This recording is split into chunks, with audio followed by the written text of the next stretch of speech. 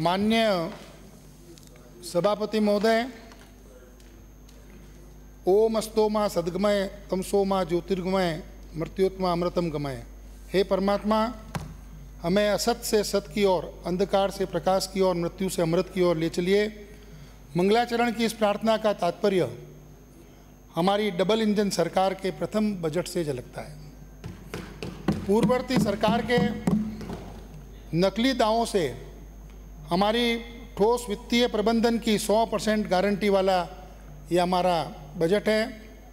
और जो इस भजनलाल सरकार जी का भी प्रथम बजट है। पूर्ववर्ती कांग्रेस सरकार के तत्कालीन चुनावी लाभ के लिए जिस तरह से वित्तीय कुप्रबंधन का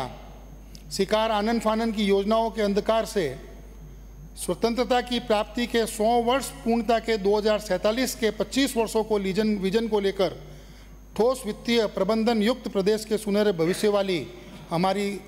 सरकार के प्रथम बजट का हम स्वागत और अभिनंदन करते हैं कि हमारी भजनलाल सरकार और दिव्या कुमारी जी ने इतना शानदार बजट इस सदन में प्रस्तुत किया। नकल, बजरी, घातक मादक पदार्थ के माफियाओं के अपराधों के सामने नतमस्तक कांग्रेस सरकार से अपने भविष्य को अंधकार में देख रहे युवाओं के सुनहरे भविष्य को समर्पित है हमारी राष्ट्रवादी भाजपा सरकार का प्रथम बजट। इसी सरकार का प्रथम बजट उसके 5 साल के कार्यकाल का विजन डॉक्यूमेंट होता है। डबल इंजन की केंद्र प्रदेश की विकास को समर्पित सरकार की डबल शक्ति से युक्त हमारा बजट युवा शक्ति को समर्पित बजट है, जो प्रदेश के प्रत्येक जिले, प्रत्येक वर्ग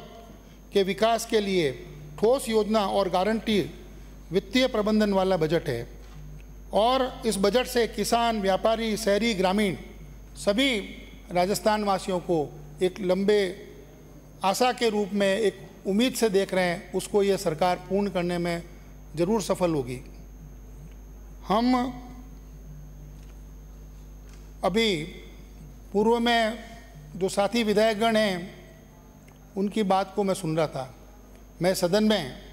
पहली बार चुन के आया हूँ, पर राजनीति में नया नहीं हूँ। मैं पिछले 40 वर्षों से राजनीति से जुड़ा हुआ हूँ, और मैंने इस राजनीति के अंदर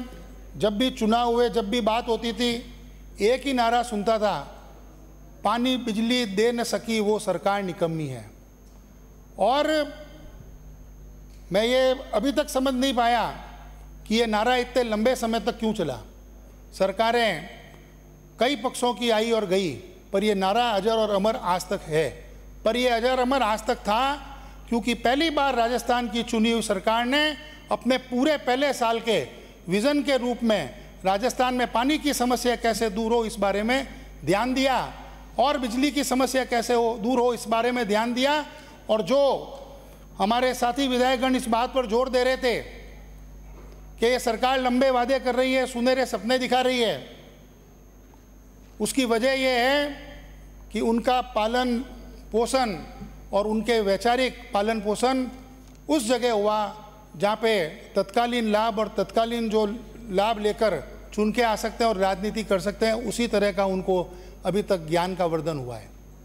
उन्होंने कभी नहीं सोचा कि लंबे विजन डॉक्यूमेंट बनाने का क्या फ़ायदा होता है, लंबे विजन का फ़ायदा क्या होता है। उनको ये अगर देखना हो तो पिछले 10 साल के आदरणीय नरेंद्र मोदी जी की 2014 से 2024 की जो सरकार है, वो एक लंबे विजन के साथ आदरणीय मोदी जी ने 2024 में 2030 का विजन रखा और 2023 में 2047 का विजन रखकर आज़ादी के अमृतकाल में भारत को क्या क्या अचीव करना है उसके बारे में चर्चा की। मैं इस बजट के अंदर जो घोषणाएं हुई, मेरे पूर्ववर्ती सदस्यों ने उस बारे में बताया है कि जल के अंदर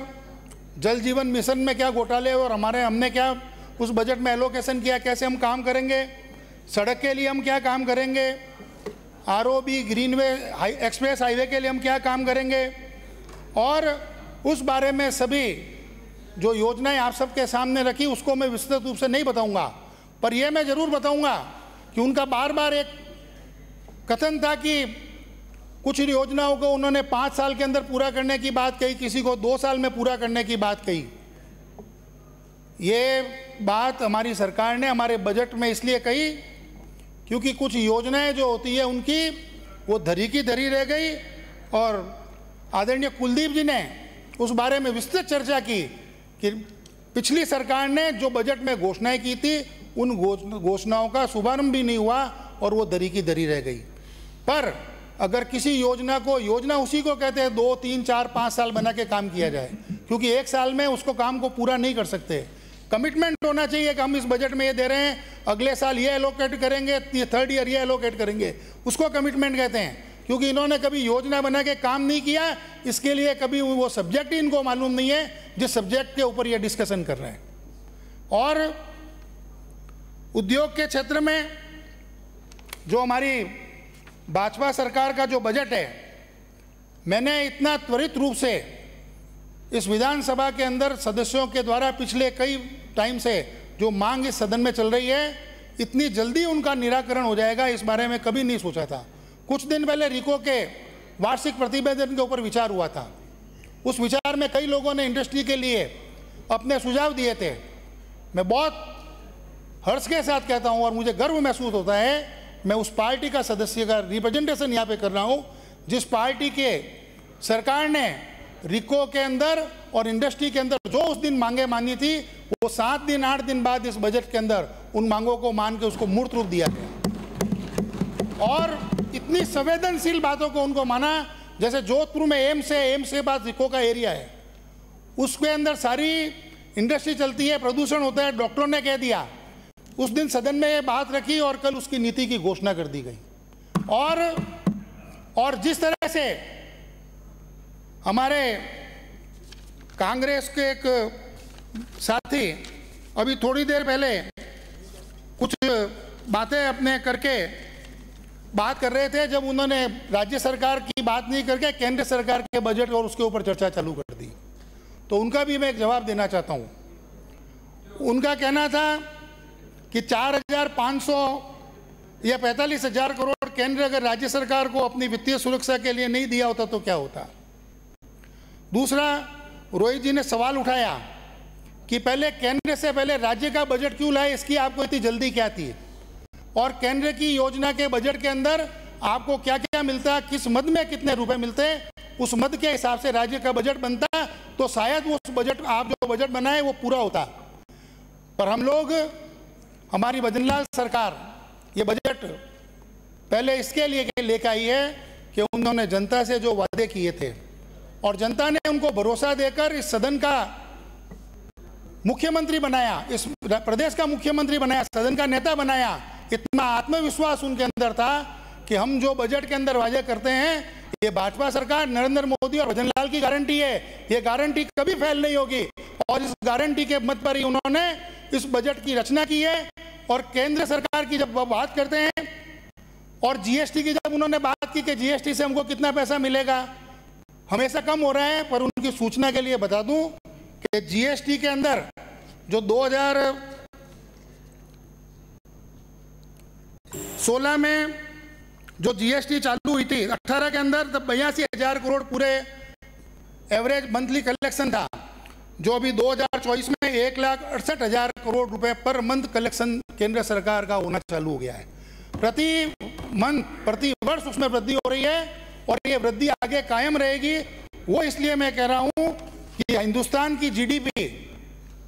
जो 2014 में जब केंद्र में एनडीए की सरकार आई थी, उस समय से बढ़कर लगभग दोगुनी जीडीपी अभी हो गई है। और आज की तारीख में विश्व की सबसे बड़ी जीडीपी जो है वो ग्रोथ है वो भारत के अंदर हो रही है। दूसरा, उन्होंने क्वेश्चन उठाया था इन्फ्लेशन का, और 2014 के अंदर जब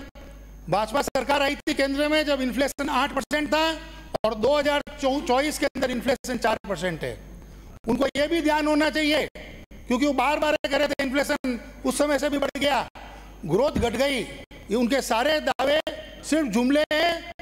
वैसे ही जुमले हैं जैसे कांग्रेस की सरकार के पिछले जुमले थे। मैं उस क्षेत्र से आता हूं जो माननीय अशोक गहलोत जी का गृह क्षेत्र है। मैं आपको 3-4 नमूने बता के ही बात खत्म करूंगा, क्योंकि मुझे बोलना कुछ और था, पर चूंकि यह बात सुन के उसका जवाब देना ज्यादा जरूरी था। जोधपुर के मुख्यमंत्री जो पिछली सरकार में थे, उनको खुद ये कहना पड़ा जोधपुर में आकर के एयरपोर्ट से हेलीकॉप्टर की व्यवस्था कराओ, 8 किलोमीटर दूर पाल रोड में मेरी सभा है, और अफसरों को इतना कह दिया, उसके बाद में इतने गड्ढे हैं कि मैं रोड से नहीं जा सकता। ये एक पहला उदाहरण। दूसरा उदाहरण, उन्होंने जोधपुर के अंदर RUDIP से करीबन 300 करोड़ रुपए का बजट दिया। 3 विधानसभा लगती है, सूरसागर शहर और सरदारपुरा, तीनों में पैसे बराबर बांटे। जब काम चालू हुआ, चूंकि उनका मन सरदारपुरा में ज्यादा लगा हुआ रहता है, जोधपुर शहर की 68 में से 33 किलोमीटर रोड और सूरसागर की 58 में से 14 किलोमीटर रोड सिविल लाइन वो पूरी की पूरी घोटाले से शिफ्ट कर दी सरदारपुरा में, और वहां पे भी वो सिविल लाइन नहीं बनी। ये उनकी मंशा है। वो जो बात करते हैं ना बजट के एक भी वादे पूरे करने में वो अक्षम रहे, और जब इस सरकार ने पूरे मनोबल से उसको पूरा करने के लिए बजट का निर्माण किया, और हमारे भजन लाल जी के नेतृत्व वाली पूरी कैबिनेट ने उस बजट को अप्रूव के सदन में रखा, और श्रीमती दिया कुमारी जी ने उस बजट को प्रेस किया, पूरा सोच विचार करके समाज के अंतिम छोर के व्यक्ति को भी, भले वो युवा हो, उद्योग हो, शिक्षा हो, अपने चिकित्सा हो, सब जगह उन्होंने सब लोगों का ध्यान रखे, सबका समावेशी विकास करने के लिए ये बजट रखा। और मैं समझता हूँ इस बजट से विकसित राजस्थान के साथ साथ विकसित भारत का जो नरेंद्र मोदी ने सपना देखा वो पूरा होगा। एक बात जरूर इस सदन के माध्यम से मैं वित्त मंत्री जी के ध्यान में लाना चाहूंगा कि हमने कुलपति को तो कुल गुरु बना दिया, पर पिछली सरकारों ने ऐसे जो रिटायर्ड कुल गुरु और जो प्रोफेसर और जो यूनिवर्सिटी में काम करने वाले कर्मचारी है, उनके पेंशन की सूद नहीं ली। मैंने बार बार इस बारे में लिखा भी है, और आगे भी इसका मैं मांग करूंगा कि ऐसे सभी ज्ञानियों की और जो हमारे गुरु रहे हैं, उनकी पेंशन का जो भी राशि है वो सरकार खुद वहन करके नियमित रूप से उनको पेंशन मिल सके, उसका हमको ध्यान देना पड़ेगा। समरजीत सिंह, धन्यवाद।